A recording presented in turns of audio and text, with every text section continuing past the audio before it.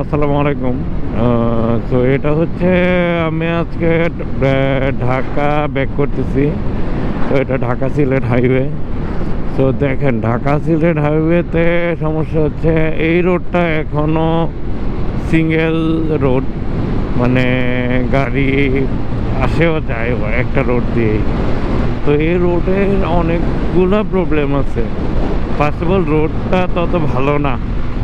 তো যারাই এই রোডে আসবেন প্লিজ মানে একটু সাবধানে আসার চেষ্টা করবেন। রোডটা ততটা ভালো না, এখানে সেখানে ভাঙা আছে, উঁচানাচা আছে।